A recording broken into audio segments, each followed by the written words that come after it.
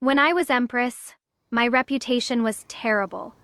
The Empress Dowager denounced me as childless and jealous.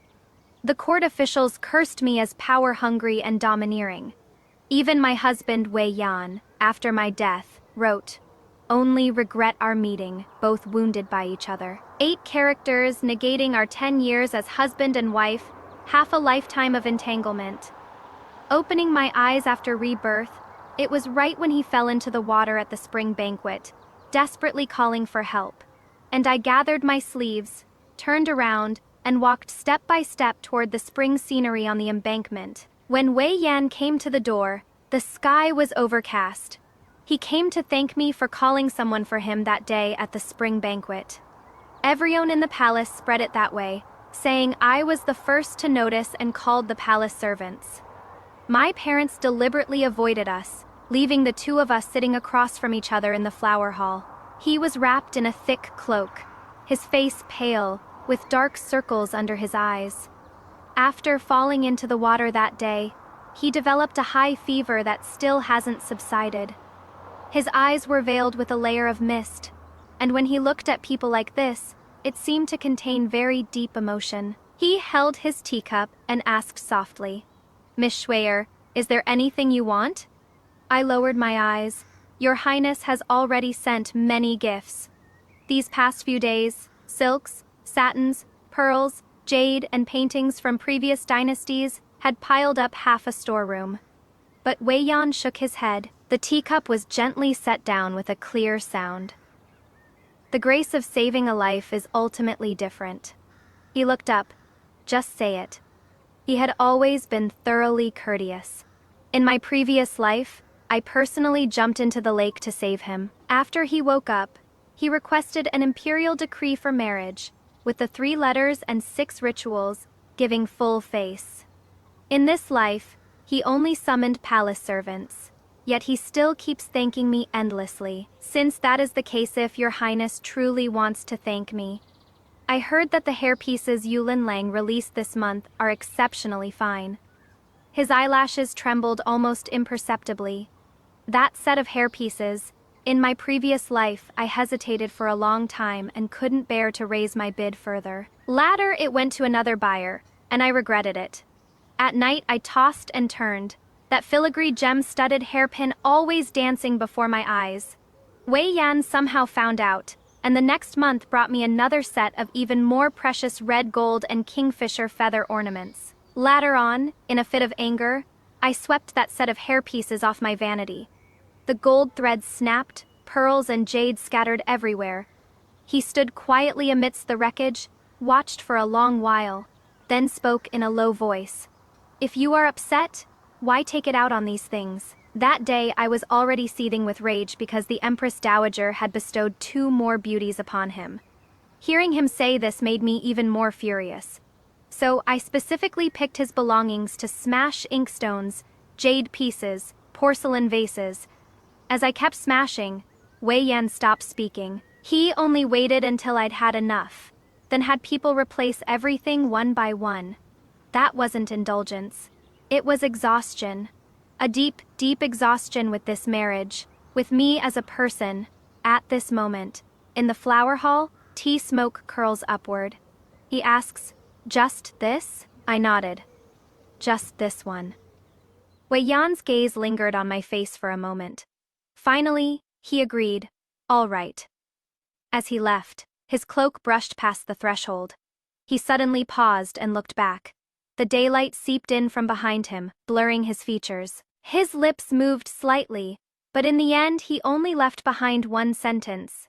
"The spring cold hasn't passed yet. Second miss should also take care."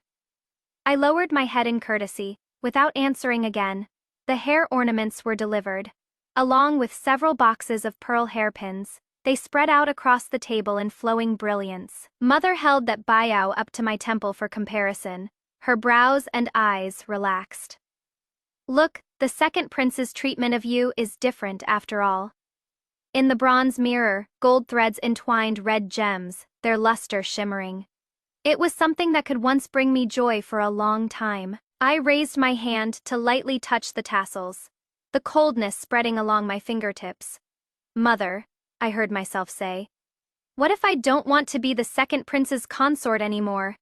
Her movements froze. The flowing brilliance filling the room suddenly fell silent. Have you lost your mind? Mother lowered her voice. The Empress Dowager favors it. The second prince is willing. This is such a good match. But your daughter is unwilling. Unwilling? Mother gripped my hand. Yishu, tell Mother, did the second prince do something? I didn't speak, thinking of my previous life. After I died, my soul drifted by Wei Yan's side for 10 days, watching him select my posthumous title, expand the mausoleum system, and enlarge the funeral ceremonies, coldly rejecting all objections. The Empress worked hard during her life. She should enjoy honor after death. But aside from this, he attended court, handled government affairs, ate meals, and slept everything as usual. He even leisurely consumed a bowl of bird's nest soup, sent by Consort Chen one evening. So calm, as if his first wife hadn't died. At night, I stood by his bed cursing his hypocrisy, cursing his heartlessness, cursing until even I choked up. One night, he suddenly woke with a start, sitting up abruptly. I was so frightened I floated backward, thinking I'd cursed him awake. The candle wasn't lit. In the darkness I only heard his rapid breathing. He sat like that on the bed for a long while, then suddenly put on his robe and got up. Walking to his desk, he ground ink and laid out paper. I floated closer to look. He lifted the brush, dipped it in ink, the tip hovering above the rice paper, trembling slightly. Empress Shui. Given name Yishu. Second daughter of Duke Shui. Radiant as the morning sun, unparalleled under heaven. He wrote about how I established new policies, promoted new laws, and set up the Charity Youth Bureau, wrote about my disaster relief, reform of abuses, revenue increases, every single matter, all achievements. These matters had all been accompanied by countless attacks back then. A hen crowing at dawn, domineering and autocratic, a demon empress bringing ruin to the nation. Even Wei Yan and I had argued countless times over these things. The candle crackled. With the achievements written out, all that remained were the matters between us. You and I married young, a decade as husband and wife. Just this one line. Wei Yan paused for a very, very long time. As if reminiscing, the candle flame gradually burned lower and lower. He blinked once, then picked up the brush and wrote. Yet fate's twists and turns led us to drift apart like distant stars. Thinking of the past, I only regret our meeting, which brought mutual devastation. 10 years as husband and wife entangled for half a lifetime. Love, hate, the good, the bad. All grew together from our flesh and blood. He dismisses it all so lightly with a stroke of his brush, saying it would have been better had we never met. I am so angry I want to curse, but the words catch in my throat. Because he is right. Had we not met, he would have married a dignified and virtuous princess, later to be crowned empress. She would have managed his harem for him, borne him legitimate sons, done everything I couldn't or wouldn't do for him. And me, perhaps I would have married a husband of equal status, or perhaps simply not married at all. Either way, I wouldn't be trapped within these 4 walls, wouldn't watch him take concubine after concubine, wouldn't have to choke down bowl after bowl of bitter fertility medicine, only to see blood spread across my skirt on a snowy day. Our mistake was that we should never have met. Suspicion, resentment, torment, every single thing stems from that initial meeting. I gently pulled my hand back. Just let me be willful this one time. After father found out, he paced back and forth in the study.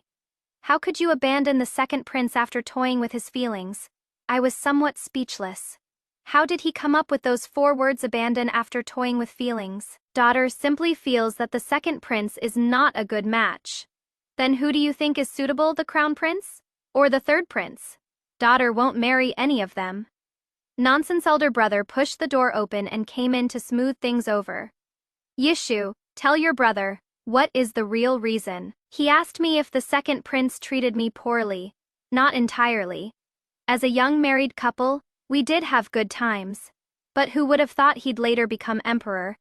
The imperial couple, in the end, are not an ordinary husband and wife. When feelings run deep, one must consider court politics. When quarreling, it involves both the front court and inner palace. Even laughter and tears are watched and weighed by countless eyes. I lifted my eyes. I just feel that marrying the second prince would make me unhappy. Elder brother paused upon hearing this. That is true too. He pulled over a chair and sat down. His Highness's temperament is too quiet. He is fine as a friend, but as a husband, I am afraid it'd be stifling. Father glared at him. What is wrong with being quiet? In the future, he won't be able to out-argue Yishu anyway. Elder brother laughed. Father, with his Highness's temperament, where you can't get a peep out of him even with 8 sticks. It is not that he can't win arguments. I am afraid he'd just bottle up Yishu's frustration first. The two of them argued as they spoke. I quietly slipped out of the study. During the evening meal, Father didn't say a word the whole time, finally putting down his chopsticks, his voice somewhat hoarse. Yishu. He paused for a long while, his gaze falling into the steam rising from the soup bowl. If you truly don't want to, he sighed. Very slowly, very heavily, then let it be. Mother's hand trembled, the spoon hitting the edge of the bowl with a soft clink. I lowered my head, looking at the grains of rice in my bowl, each one distinct. The tip of my nose suddenly stung. After we grow up, we're always afraid that resisting the predetermined path will disappoint our family. But true family never forces you to choose the correct path.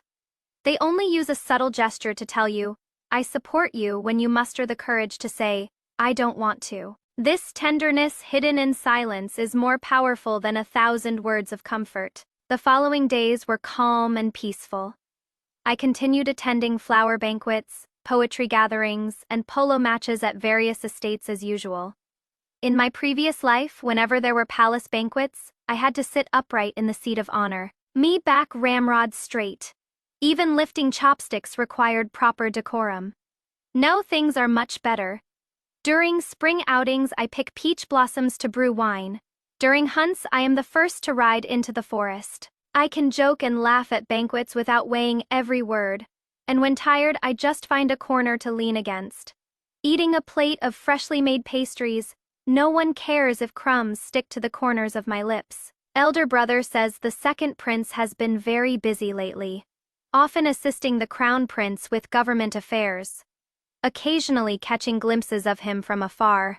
He was indeed always by the crown prince's side, dressed in sky blue everyday robes, hair bound with a jade crown, eyes slightly lowered when listening to others speak, his profile serene and solitary. At a polo match, our side won the game, and I held my moonstick laughing and clamoring for rewards. Turning my head, I saw Wei Yan standing under the willow shade at the edge of the field, quietly gazing in this direction. That gaze was deep and heavy, not like watching a game. Rather, it seemed to look through this moment, toward some distant scene that only he knew. Me heart inexplicably tightened, and I nimbly dismounted, diving into the crowd of young ladies to eat ice cream. During the gathering, noble ladies whispered in discussion. It is already mid-spring now, yet the second prince still won't part with his cloak. Not only that, my brother went to the Eastern Palace that day and saw the second prince standing in a drafty spot talking. And while talking, he started coughing. The crown prince was so anxious he kept sending people to fetch the imperial physician. Strange. His health wasn't this weak before. My hand holding the silver spoon paused slightly. At the Dragonboat Festival Palace banquet, there was truly no avoiding it.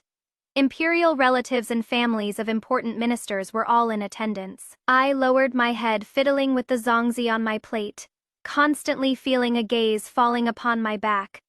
But when I raised my eyes to search, the banquet was filled with laughter and chatter, everyone raising their cups.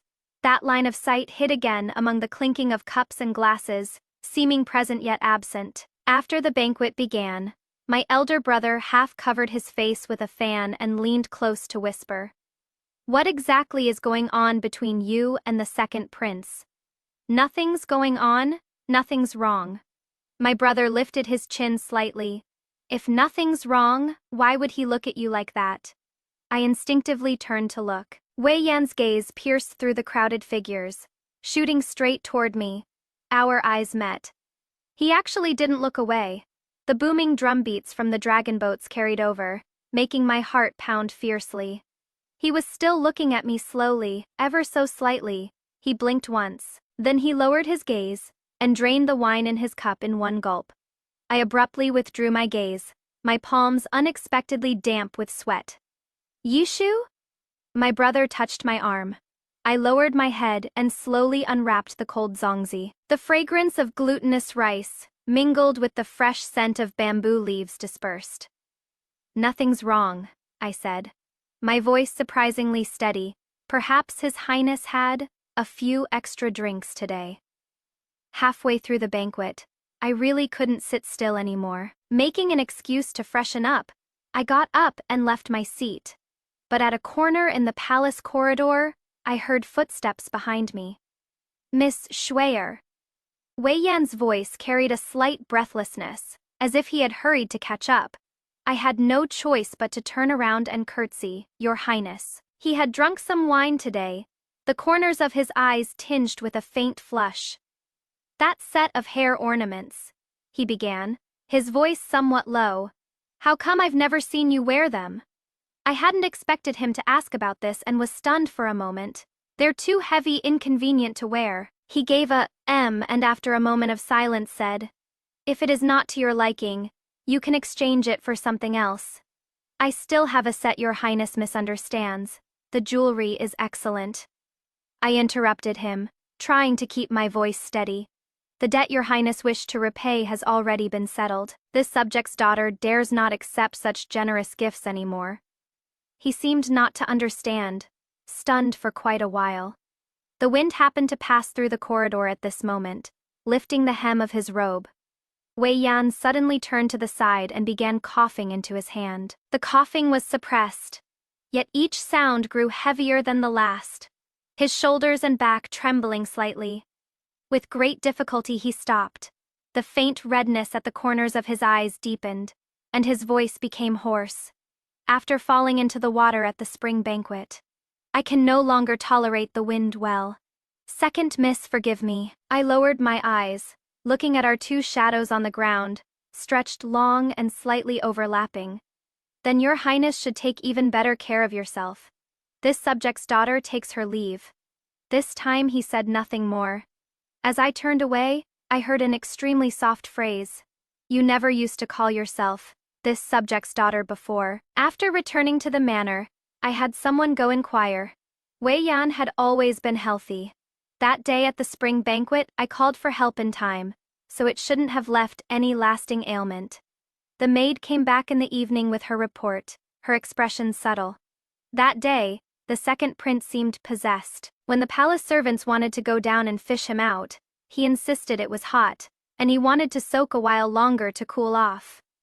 He even drove everyone away, and soaked in that lake by himself for nearly half a shikan. Later, it was the crown prince who got word of it, and had someone forcibly pull him out. When he came up, his lips were purple, his whole body was shivering, yet he still smiled at the crown prince.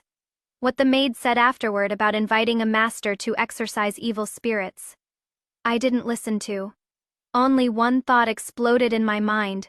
Wei Yan at this time couldn't swim at all. His swimming skills were something I personally taught him after our marriage in the previous life. He has also come back. I spent 3 days investigating. Wei Yan has been making big moves at court recently. Flood control, anti-corruption, military reform. Every single matter was handled right before disaster struck. Even the crown prince's faction was surprised.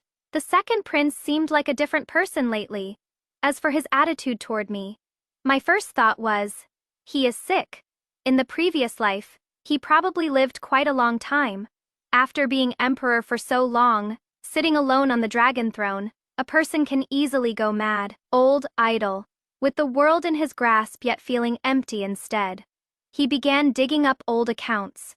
Regretting this, owing that, and when about to close his eyes for the last time, he thought, "Oh, there is also that resentful spouse, Empress Yuan." Then, opening his eyes back in his youth, with a surge of hot blood, he thought about making amends. The second thought immediately followed. He wants to use the Shui family. Wei Yan is the crown prince's man and doesn't have many blades of his own. Now wanting to pry loose deep-rooted problems, the crown prince may not fully agree, and the emperor would weigh it even more carefully. He needs manpower, and the Shui family was the most useful blade. He was used to wielding it in his last life, so it must feel natural in this one. This way, everything made sense. On the fourth day, I told my family I wanted to find a husband. Wei Yan's desire to compensate might fade, but he would never put down the blade that is the Shui family. I need to find a shield to avoid any mishaps. In the past, I chased after Wei Yan, causing a huge commotion throughout the city. Now turning around to marry someone else. It is inevitable people will talk. It is probably hard to find a suitable and appropriate family in the capital. But beyond the capital, the world is vast. My maternal family in Jiangyan has written many times, all about local families with proper backgrounds and decent looks. I didn't take a liking to any. My brother asked me, "What kind are you looking for? I'll keep an eye out for you." I thought about it and said frankly, good-looking, poor family, easy to control. My brother didn't say anything at the time. 3 days later, he left the capital on official business. And when he returned, he actually brought someone back. Parents died early, has some modest property, gentle temperament, and his looks are 1 in 10,000. I lifted the bamboo curtain and looked. In the late spring drizzle, that person stood, holding an umbrella on the blue stone pavement in the courtyard. Wearing a blue robe washed until faded, yet his figure was upright as bamboo.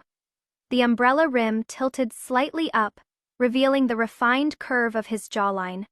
He raised his eyes and looked over. The moment our eyes met, I froze. Raindrops fell in strings from under the eaves. It was actually Jiang Zhao. Or rather, a still youthful Jiang Zhao. In my previous life, I first met Jiang Zhao in my 3rd year as empress. That year I had a miscarriage, and it took half a year of medicinal soups before I could barely get out of bed. When Wei Yan came, he always stood outside the screen to pay his respects, his voice distant and far away. At that time, the Shui family was also being hounded by the censorate over an old case, with father and my brothers treading on thin ice at court. I could only grasp at something myself. Wei Yan tacitly allowed it, perhaps out of guilt, perhaps thinking a woman couldn't stir up much trouble. At first, it was just some inconsequential memorials, but gradually they involved administration and finances. The buzzing discussions at court, I heard them clearly sitting behind the curtain. A hen crowing at dawn, they said, Jiang Zhao was the first to actively seek me out. That day the snow was heavy, and he recited those memorials of mine word for word. He spoke of benefiting the people, of long-term vision, of how others were short-sighted, even praised the calligraphy in my memorial annotations as having backbone. His voice was clear and bright, sentence after sentence, like rehearsed lines from a play. After I finished listening, I had someone remove the screen. Minister Jiang, speak honestly. He paused. The sound of wind and snow outside the hall suddenly became distinct. The respect in his eyes slowly faded away, revealing underneath a hint of something sharp and unwilling to accept fate. He was quiet for a long time, so long that I thought he wouldn't speak. Then he sighed. I have no way forward. I've studied for half my life, stumbled my way into officialdom, only to find that with His Majesty, we're at odds at every turn. Those who passed the exam with me have all climbed up, but only I am stuck at the 6th rank, unable to move. His Adam's apple bobbed. His voice dropped lower, yet every word was clear. I am not willing to accept this. He had nowhere else to turn, so he tried knocking on my side door. That day I kept a cup of hot tea for him. Later he became the sharpest blade in my hand. He schemed against people for me, took the blame for me, deflected countless open attacks and hidden arrows for me. The two of us sang in harmony at court, colluding in wickedness. Jiang Zhao wasn't without regrets either, often beating his chest and sighing. I really got on your pirate ship. Meme, it is not too late to jump off now. He paused. Forget it. What? The ship has already reached the middle of the river. I said, then keep working. He sighed while drafting memorials, and the next day at court, he still engaged in verbal battles with others for me. The year my illness grew severe, I began planning escape routes for those around me. Father retired. Elder brother took a post in another region, far from trouble. Wei Yan wouldn't move against the Shui family. But as for court matters, I couldn't say for sure. Zhang Zhao was demoted and transferred to a remote, stable place. Perhaps his life could be spared. The imperial edict was drafted, but he wouldn't take it. I am not leaving. I leaned against the pillow, gasping for breath. Times have changed. This time or that time, it is all the same. He knelt before the bed, his voice low and steady. If I leave, what will you do at court? I said I still had people under me. He smiled slightly. Those people, can you rely on them? I fell silent. Too many enemies when the tree falls. Everyone pushes. With me sick. If he left, those people would gnaw me down to the bones. He suddenly bent down, his forehead lightly touching the ground. I read a line of poetry in my youth. To repay your grace from the golden terrace, I'll wield my sword and die for you. I froze. He raised his head, his eyes filled with a calm intensity. If it really comes to that, I'll be there with you. I coughed in anger. Such a smart person, yet at the critical moment his brain short-circuited. Loyalty to the emperor, loyalty to the country. Who ever heard of being loyal to a dying empress? Later, I died. His ending probably wasn't good either. During those 10 days I lingered by Wei Yan's side. I heard no news of Zhang Zhao, perhaps exiled, perhaps imprisoned to death, perhaps something worse. In any case, it wouldn't be too good. Rain threads slanted in, dampening my sleeves. Young Master Jiang, please come in, I said. I laid everything out in the open. I said I wanted to borrow him to fend off the second prince. Not necessarily to actually marry, but we had to put on a good show in public. It might offend people, and if he wanted to pursue an official career through the imperial examinations in the future, it would likely be difficult. After hearing everything, Zhang Zhao simply waved his hand. No problem. I failed this year's examination anyway. Whether I can pass in the future is another matter. He agreed readily, taking the money and getting to work. I took Zhang Zhao around outside for half a month. Today I dragged him to listen to opera. The most popular troupe in the capital was performing the currently trending Tormented Love, Deep Affection. The gong had barely sounded for half a moment when Jiang Zhao and I simultaneously put down our teacups. On stage, they were singing the part where the scholar knelt on the ground crying bitterly, begging his divorced ex-wife to look back at him just once. The lyrics were written cloyingly, the melody dragged out endlessly. Zhang Zhao listened while leaning back slightly, his Adam's apple bobbing. After a long while, he turned his head in a daze, his eyes full of bewilderment. This can be popular? I picked up a piece of osmanthus cake. It can. Why, makes money. I leaned in closer, lowering my voice. A good friend of mine has already bought a 3-courtyard mansion in the capital by writing this kind of opera script. Zhang Zhao fell silent. Zhang Zhao looked dazed. I couldn't stand it anymore and tugged at his sleeve, wanting to leave. But he grabbed my wrist with his other hand, then let go as if burned. Listen a bit more. He stared at the stage, eyes vacant. I also want to buy a house. So we braced ourselves and sat through the entire performance. When we came out, both our faces showed suppressed pain. The setting sun was sinking, and a green canopied horse carriage was parked by the street. Zhang Zhao suddenly moved half a step closer to my side. Neither too much nor too little, just enough to completely shield me. His expression remained unchanged, even lowering his head to adjust his sleeves. His voice so soft it was almost like talking to himself. Just keep walking forward. So I kept walking forward. Only after turning the corner did Zhang Zhao speak. Was that the one? I didn't respond, he continued. Between you and that person, the debt runs deep. Only then did I glance at him sideways. Zhang Zhao looked straight ahead. The lines of his profile taut. After a long while, he clicked his tongue very softly. Troublesome. Yet his tone didn't carry much fear. Rather, it seemed he'd anticipated this all along, even with a hint of eager readiness. Zhang Zhao, I called him. He turned his head. Thank you. He froze for a moment, then waved his hand dismissively, though his ears turned a bit red. Taking money to get things done. He turned his face away. As it should be. Zhang Zhao has been writing story scripts lately.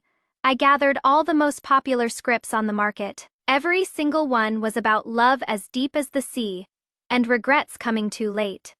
When he opened the first book, he was still sitting upright, but by the third page, his spine slowly slumped down. By the fifth book, he raised his hand to press his brow. Must it be written this way? He pointed at a passage that read, My lord, please don't go. His fingertips turning white. I nodded. Readers love it. He fell silent for a long while, then picked up his brush. He wrote for 3 days. On the first day, he wrote 800 characters and tore up 7 sheets of paper. I sat to the side, cracking melon seeds, finishing an entire plate. On the second day, he wrote to the scene where the male and female leads embraced in the rain, his brush suspended, unable to come down for the longest time. I sat across from him flipping through account books, the sound of turning pages rustling loudly. On the evening of the third day, he set down his brush. He also happened to look up at that moment. The window paper let in warm yellow remnants of light, illuminating a desolate gray in his eyes. We stared at each other for a long time. Must we really earn this money? He spoke first, his voice a bit hoarse. I also set down my teacup and asked once more. Must we really earn this money? These 3 days, I was nearly dying just from looking at the discarded drafts. He wrote in pain, and I watched in pain. Zhang Zhao fell silent for a long while, his fingertips still stained with ink. He slowly crumpled the last piece of draft paper into a ball. I suddenly realized. He looked up. I am not that money hungry after all. This money isn't something I absolutely have to earn. I added a line. And it is not something just anyone can earn either. We both deeply agreed. After that, Zhang Zhao diligently accompanied me whenever I went out. He said this money was easy to earn, just take good care of me. And that is it. Shielding me from wind and holding umbrellas for me, pouring tea and serving dishes, picking out the pastries that weren't too sweet from the dessert box. Whenever we ran into acquaintances who asked, I'd say, the fiancé my family arranged for me. He'd then stand beside me all bashful, eyes lowered with a smile. When people heard this and said a few auspicious words, he'd even pretend to be shy, his ears turning red in a convincing performance. The news grew legs and made its way all the way into the palace. The Empress Dowager summoned my mother to the palace, asked a couple questions, then bestowed 2 bolts of palace brocade, and said nothing more. The Empress's side, however, sprang into action. Her natal family's niece, Miss Zhou, suddenly started appearing frequently at Wei Yan's side. There were also some other young ladies from the censorate family. From the general's household, like flower buds blown open by the wind, they clustered around Wei Yan in bunches. I was never the only candidate for second prince's consort. In the past, the Empress favored her own niece. But the Empress Dowager worried the Zhou family was too powerful and refused to relent. Among the many candidates, my family background was sufficient, my looks and character were sufficient, and I was the most proactive. In my previous life at the spring banquet, when someone fell into the water, I risked my life to save him. The Empress Dowager was pleased to see it happen. The Empress had no grounds to object, and so it came to pass naturally.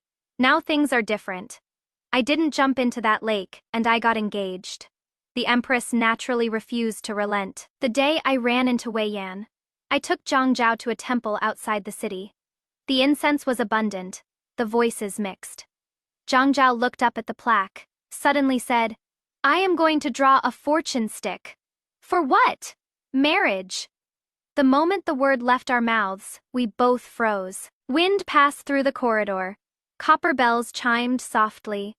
Zhang Zhao turned his face away first, but his voice was self-righteous.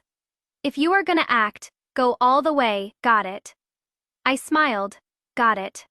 The god of wealth hall was so packed you couldn't even squeeze in. I was bored, so I accompanied him to the marriage hall. Zhang Zhao knelt properly, eyes closed as he shook the fortune stick tube. The bamboo stick fell to the ground. He picked it up and looked. His brow moved slightly. "Best fortune?" I asked. He clutched the fortune slip in his palm. "No, upper middle fortune." But his steps became a bit lighter, turning past the sutra pillar. A figure blocked the way. It was Wei Yan. Sunlight dazzling, Buddhist incense swirling. I bowed in greeting. Second prince. Wei Yan's gaze first landed on my face, lingered for a breath, then turned to Zhang Zhao. Zhang Zhao didn't dodge or avoid, even stepping forward half a step. Not more, not less, just enough to conceal most of me. "Greetings, Your Highness." He bowed, his voice clear and bright. Wei Yan didn't look at him, only gazing at me. "Miss Schweyer," he spoke, his voice somewhat hoarse. "Who is this?"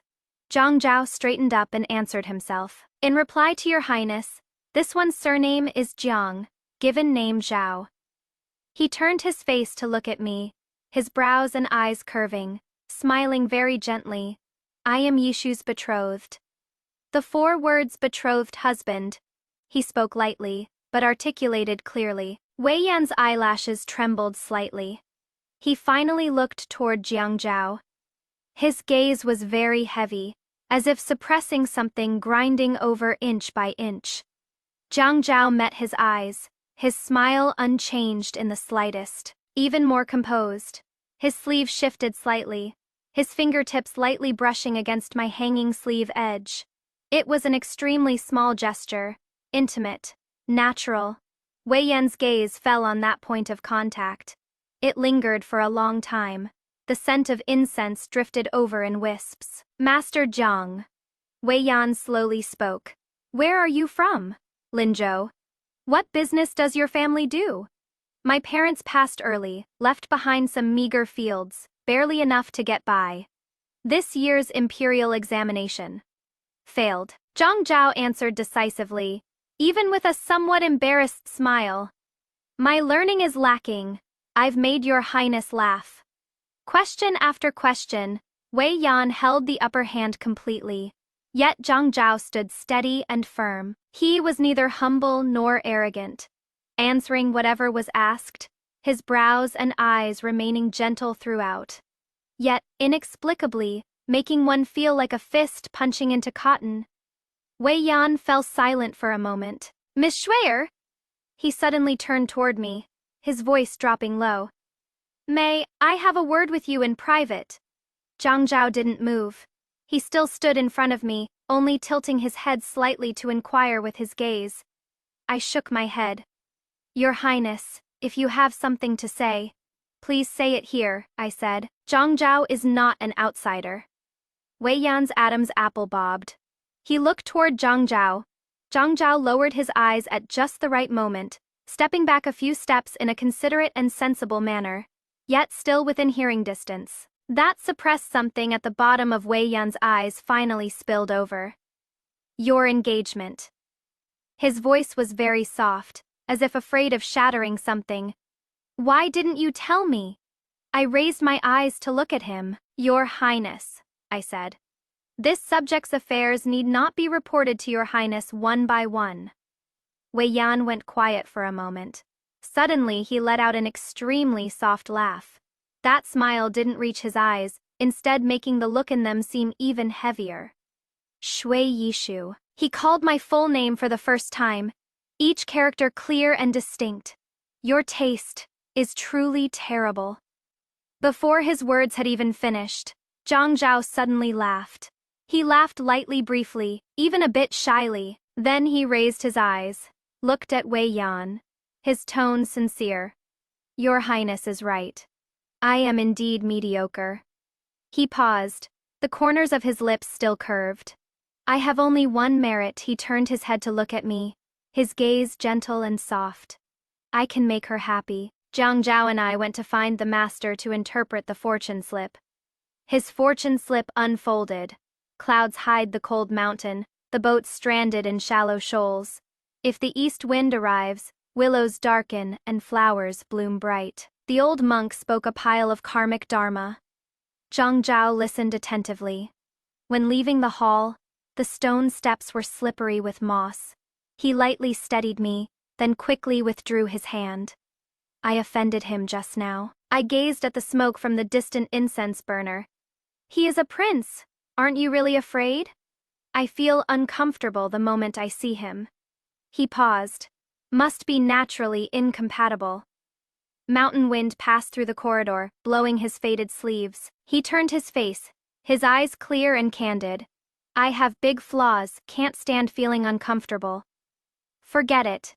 I turned to walk down. The fortune slip says you lack the east wind.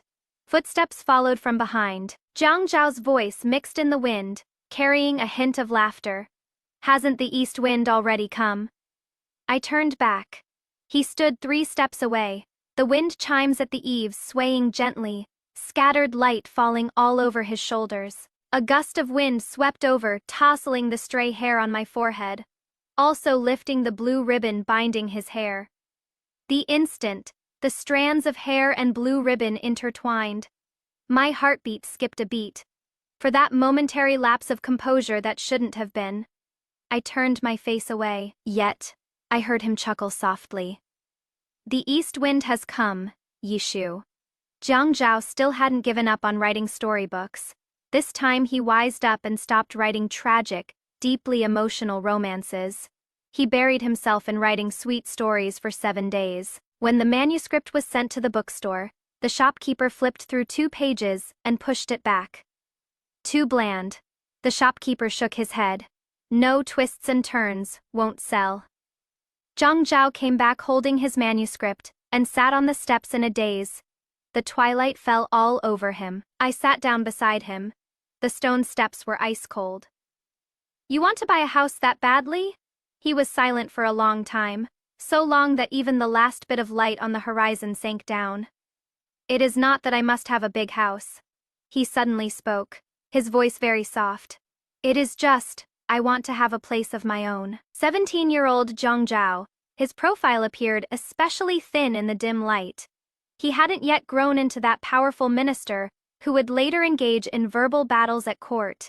He was just a youth who had failed the imperial examinations with no one to rely on. Wanting a place to settle down and make a living, me heart suddenly softened. Jiang Zhao. He turned his face. In the night, his eyes were very bright. I'll open a bookstore for you, I said. He froze. You can write whatever you want, I continued. If it doesn't sell, we'll just keep it on the shelves. He blinked. Tianzun! His throat moved. How much would that lose? It won't lose money. I stood up, patting the dust off my skirt. A bookstore opened by Miss Xue, the noble ladies of the capital will always come to support it.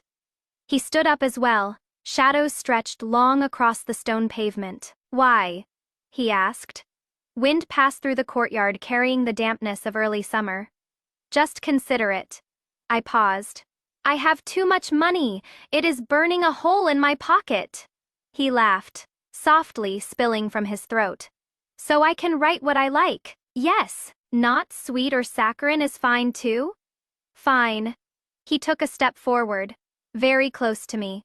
Close enough to see the tiny reflection of myself in his eyes. Shui Yishu. He called my name. Very seriously. I'll make you earn money. What if you can't? If I can't? He thought for a moment, his eyes crinkling with a smile. Then I'll pledge myself to you. That sounds frivolous. But his eyes were clear and clean, as if he were saying what nice weather it is today. I turned my face away. Who wants you? Turned around and walked into the house. Footsteps followed, neither hurried nor slow. The moonlight overlapped our shadows together, stretched out very long. The little shop was set on the street. Originally a rouge shop. Not that big, but the location was good. Elder brother came in with his hands behind his back, walked around twice, and tsk twice. Shui Yishu, your spending is quite lavish. He lowered his voice. The lucky money you saved. All thrown in here, right? I was checking the account book, didn't even lift my head. Not too bad. Zhang Zhao negotiated the price. Forcibly pressed it down by 20%. Elder brother gave a, nudging me with his elbow. I looked up. He jerked his chin toward the window. Zhang Zhao was standing on a ladder hanging the plaque. His blue shirt sleeves rolled up to his elbows, revealing a slender forearm. Sunlight leaked through the window lattice, illuminating his profile with a fuzzy glow. Tell elder brother the truth. Elder brother's voice dropped to barely a whisper. Have you really fallen for him? The brush tip paused on the paper, ink bleeding into a small blot. I didn't answer. Outside the window, Zhang Zhao was looking down this way. Our eyes met, and he smiled at me. I lowered my eyes and continued moving the abacus beads. Click-clack, click-clack. One sound, then another, stirring up fine, dense ripples in the still pool of water in my heart. Half a month after the plaque was hung up, Zhang Zhao's book Domineering Miss and Her Foxy Guy became a hit. Gradually, people started submitting manuscripts to the bookstore, all sweet little stories. Reading them made people's eyes light up with joy, and customers at the shop increased day by day. I gritted my teeth and took over the shop next door too.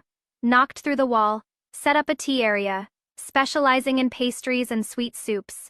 Reading books and having tea, all in one place.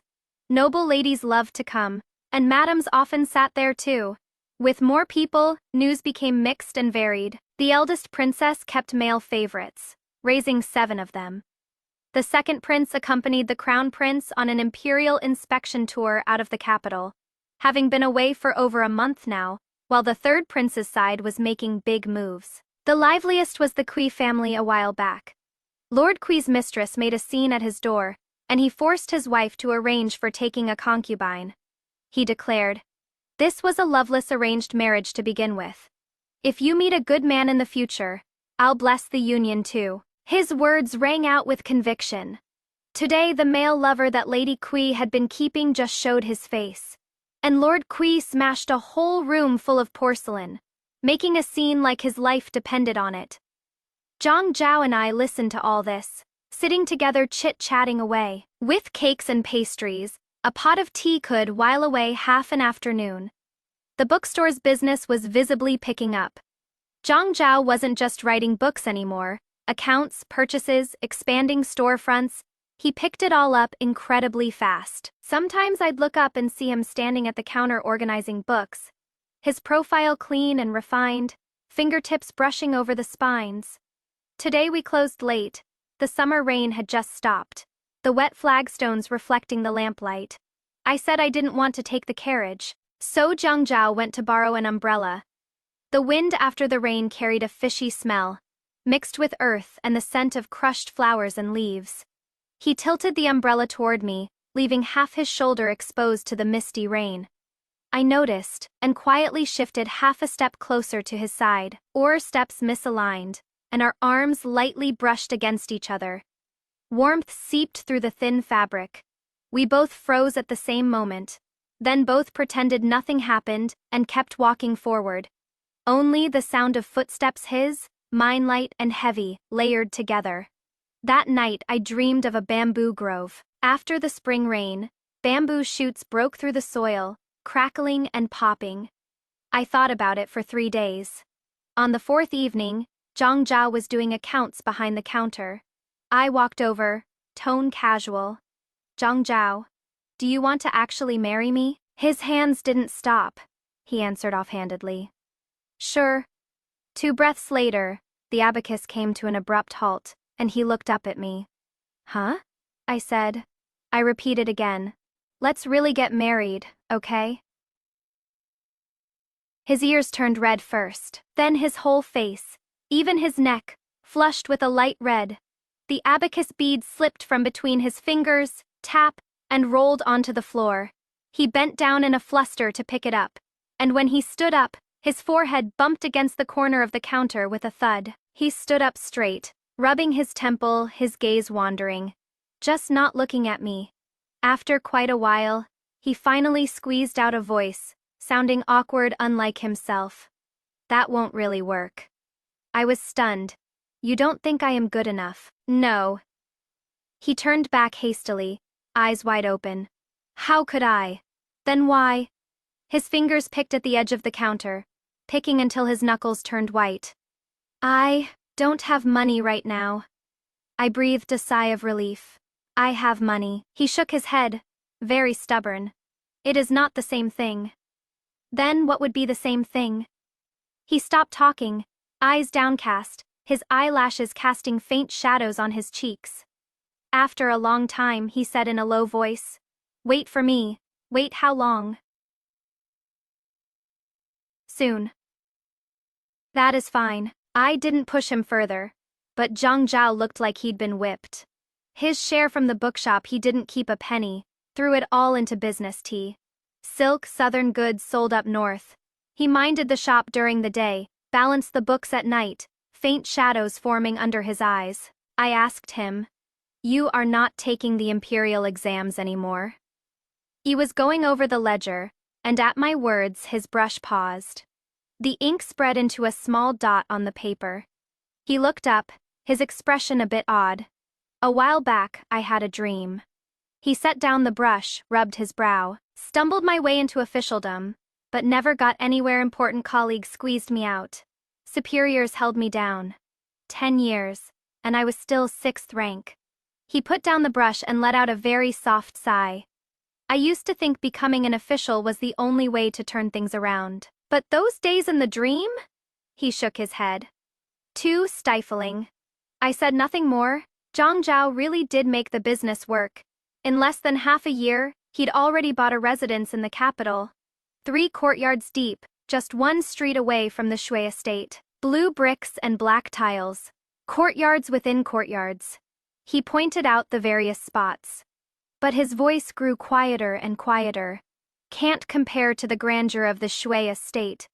I am afraid you'll have to settle for less from now on." I said I wasn't settling. He kept going. "The garden's not big enough either. Might not be comfortable for cooling off in summer." I couldn't take it anymore and turned around to hug him. He instantly fell silent. Only the faint sound of autumn wind sweeping through withered leaves remained by my ears. With my face buried in his shoulder, I thought to myself, the house deed has my name on it. The beauty and the house are both mine. What do I have to feel wronged about? His arms slowly wrapped around me, holding tight. His breath brushed across the top of my head, trembling slightly. Before winter arrived, Zhang Zhao invited an official matchmaker. He properly came to the Shui family's door, laying out his entire background for my parents to see. He looked at my parents, his gaze clear and candid. "This junior dare not claim I can give Yishu boundless wealth and glory. But in this life, I will never let her suffer even the slightest grievance." As his words fell, the entire room went silent. Father closed the account book. "Has the date been set?" he asked. Zhang Zhao said, "It is up to you 2 elders." But his gaze drifted toward me, as if asking, "What about you? When do you want to marry me?" I lifted my chin. "Let's do it in spring, when the weather's nice." I like spring. The next time I heard news of Wei Yan, it was already before the year's end. The crown prince encountered an assassination on his way back to the capital. He blocked an arrow for the crown prince, hit in a critical spot. His Majesty was furious and issued an edict to investigate thoroughly. Wei Yan made too much commotion after his rebirth, angering certain people. That assassination of the crown prince from the previous life was actually brought forward because of this. Word spread through the streets and alleys that the second prince nearly didn't make it this time.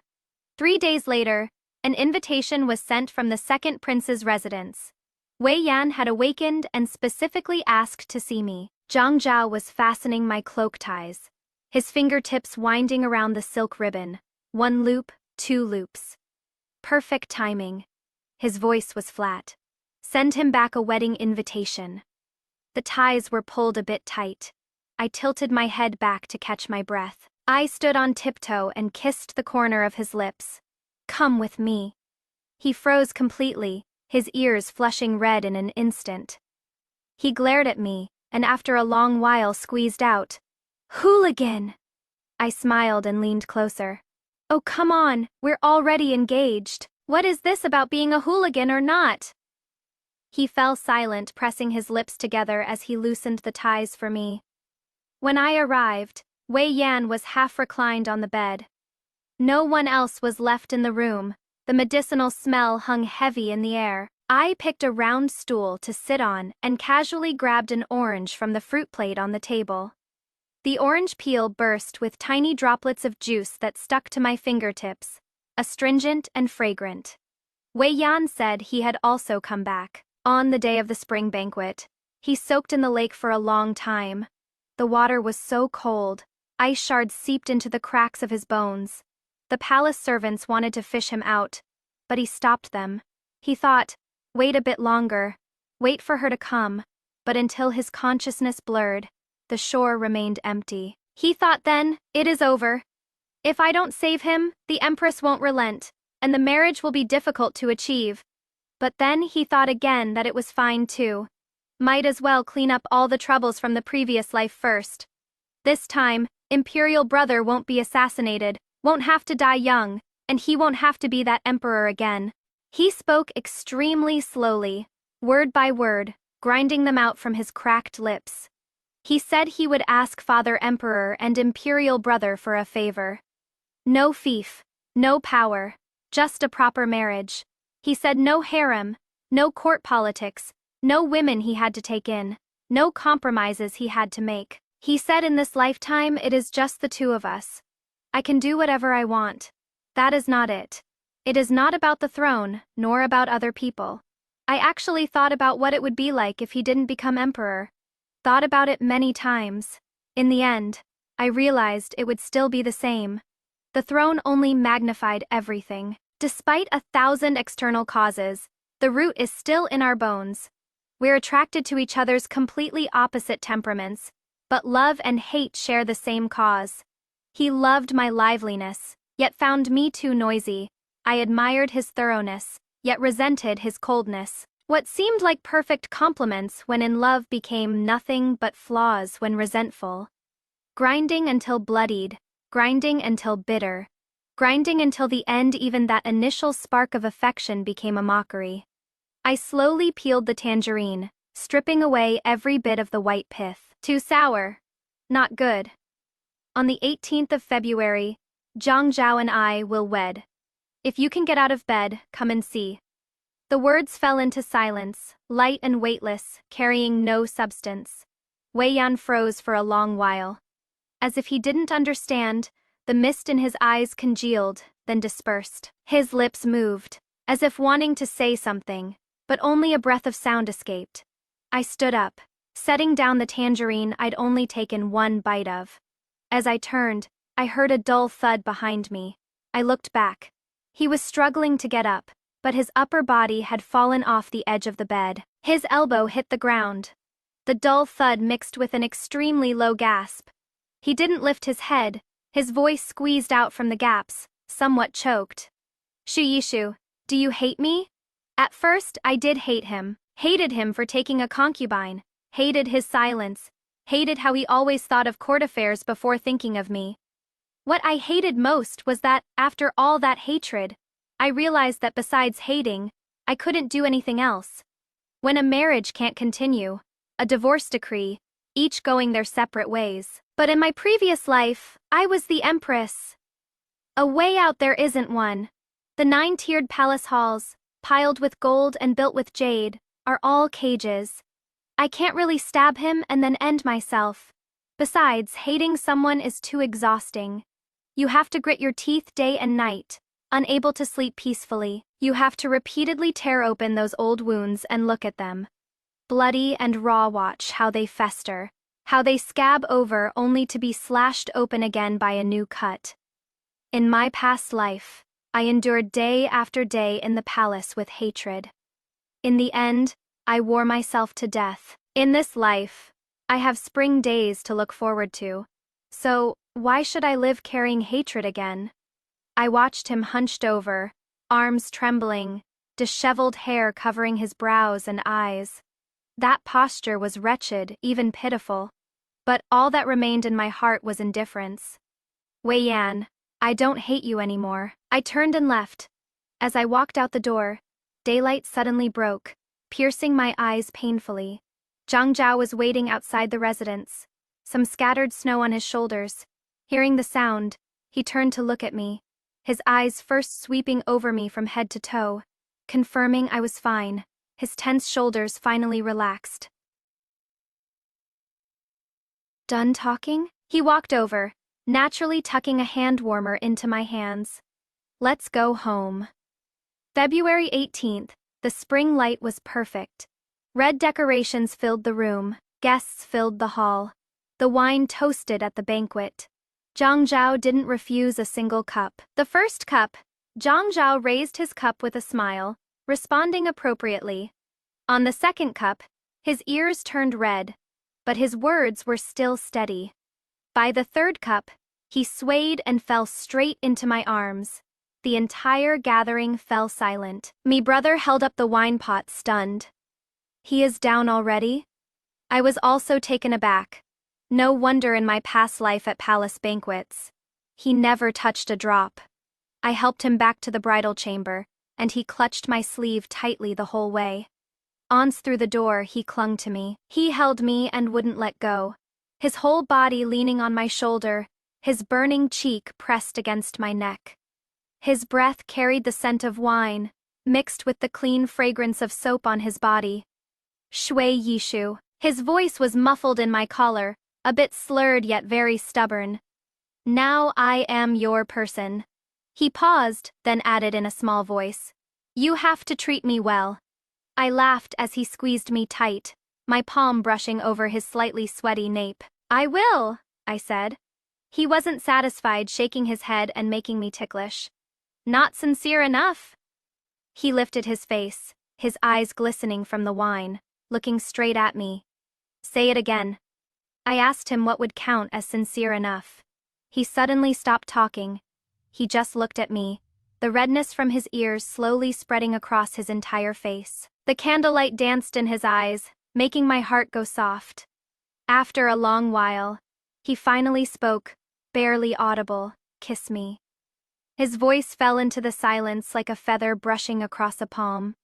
He froze for a moment. He waited for no response, his eyelashes slowly drooping down, the corners of his mouth also pressing tight. That bit of drunken arrogance faded away, revealing underneath a hint of uncertain panic. I lowered my head and kissed him, very lightly, pressing against his slightly warm lips, separating in just an instant. He froze. His eyes widened round, staring at me without even blinking. Holding his breath, even the rise and fall of his chest stopped. Then, very slowly, he blinked once, blinked again. The corners of his mouth curved up bit by bit, forming an arc of foolish joy that couldn't be hidden. He suddenly buried his face back into my shoulder, giggling, his shoulders trembling lightly. After laughing enough, he lifted his head, 2 small clusters of candlelight reflected in his eyes. Sealed with a stamp, he said softly, his fingertips quietly hooking onto my fingers. Can't run away now. Outside the window, the spring night was deep and quiet, with occasional falling petals brushing past the window frame. I gripped his hand tightly. I said. Can't run away now. The day Wei Yan left the capital, it was a clear day. Those who made the move were from the Third Prince's faction, already dealt with cleanly. On the Crown Prince's side, there would be no more mistakes. He requested to go supervise the army at the northern border. The memorial was submitted. His Majesty was silent for a long while, then approved it. He traveled light when leaving, with only 3 to 5 personal attendants. When reaching the city gate, the wind suddenly picked up a bit, lifting a corner of the carriage curtain. He raised his hand, knuckles pressing against the edge of the curtain, unable to let go for a long time. The city walls towered high. People swarmed like ants. The capital in spring, noisy and vivid, inch by inch receded into a blurred background. He gazed for a long while, so long his fingertips turned white. The curtain finally fell. I was lounging at home with Zhang Zhao at that time.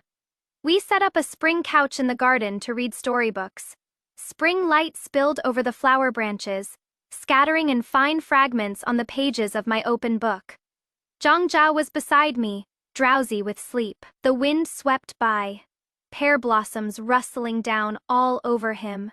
He frowned in his dream, unconsciously leaning closer to me. I brushed away the petals from his temples, then gently turned a page. The story had just reached its most perfect moment. I closed the book.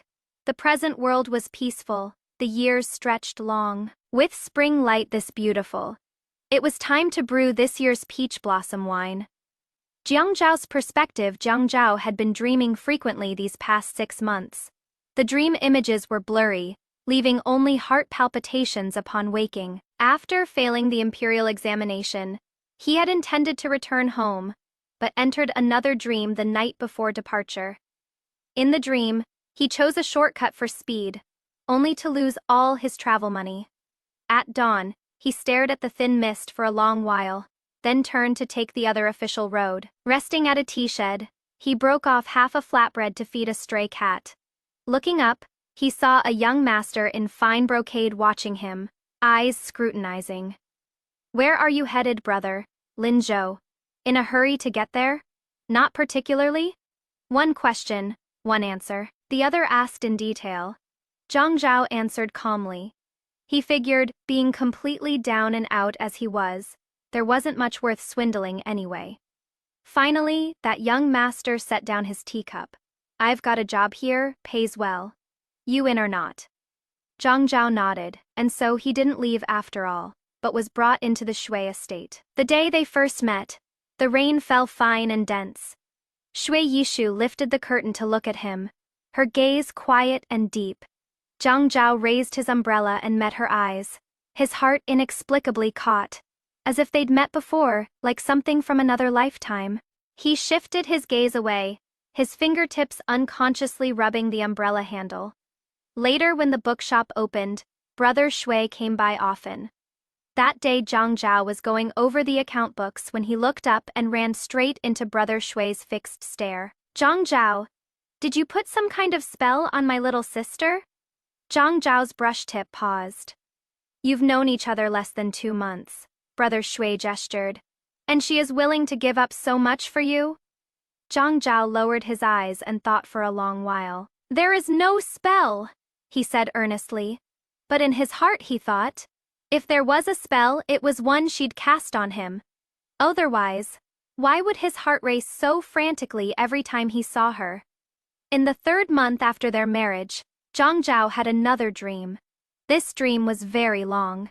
The scattered fragments finally pieced together completely. He saw himself take the exam 3 times, pass the provincial exam at 20, enter officialdom, stumble along, never gaining important positions.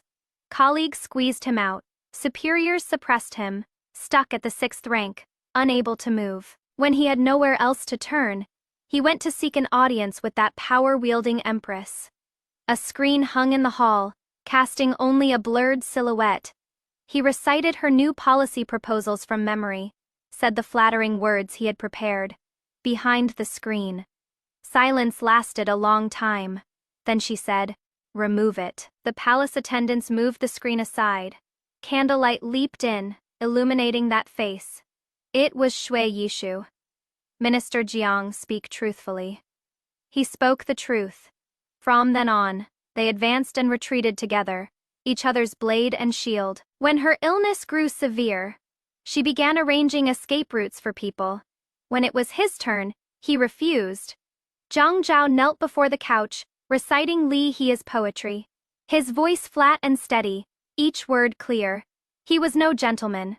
He had never been particularly loyal to the sovereign. At this moment, reciting poetry, what he thought of in his heart was not just sovereign and subject. The day Shui Yishu left, the snow fell silently. The emperor didn't punish them, only issued a confinement order. The decree said that with the empress newly deceased, it was inappropriate to see bloodshed. Zhang Zhao was confined to his residence for a full month. No crying, no fussing, eating and sleeping on schedule.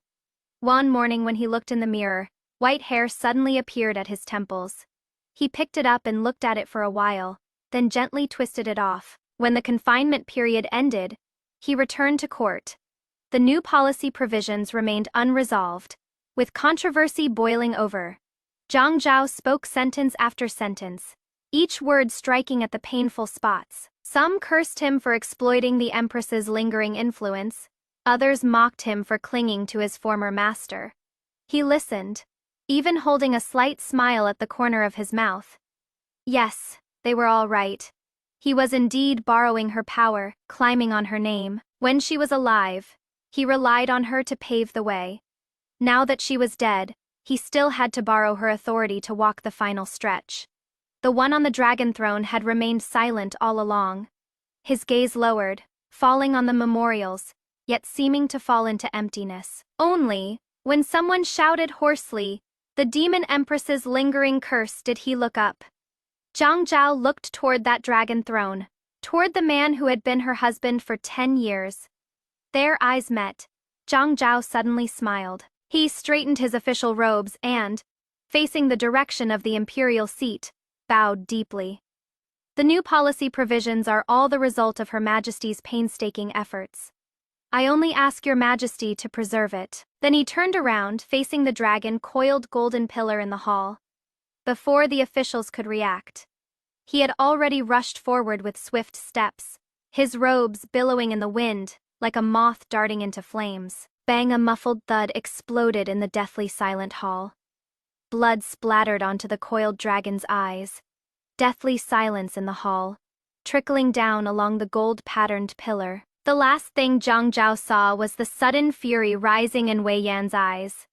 You figured it out? Good that you figured it out. The new policies might not be abolished, but Zhang Zhao must die here.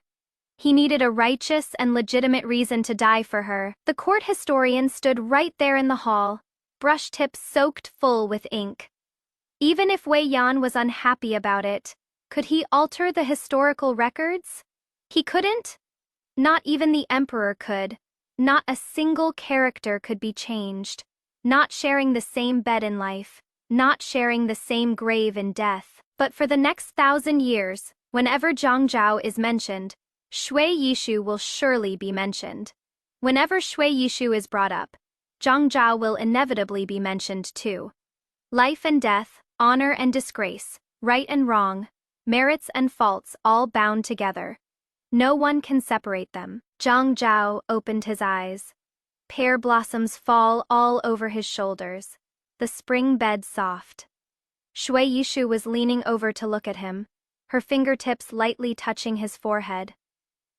Had a nightmare? She asked. You are covered in cold sweat. He grabbed her hand, pressing it against his heart. It was beating rapidly, thump after thump, pounding against her palm. I dreamed of you, he said. A nightmare or a good dream? A good dream. She smiled, leaning down to kiss his brow, then sleep a bit more. He didn't close his eyes, kept looking at her. Shui Yishu? He called her name. In this lifetime, are you happy? Her eyes curved into crescents. I am happy. After a pause, she asked, What about you? Zhang Zhao tightened his grip on her hand. Me too. More than just happy. It is survival after calamity. It is lost and found again. It is after the long, long night, finally embracing the dawn. The spring light is so beautiful, enough to smooth out all old wounds. Which key plot twist in the story do you favor most? The female lead refuses to become the second prince's consort, breaks free from worldly shackles, prioritizing her own feelings.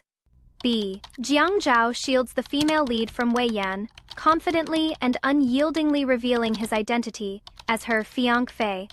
Wei Yan volunteers to go to the northern border as military supervisor, letting go with grace, belated regret, and dignity D. The female lead marries Zhang Zhao, enjoying storybooks together at the spring banquet. Worldly peace and stability after going through hardships.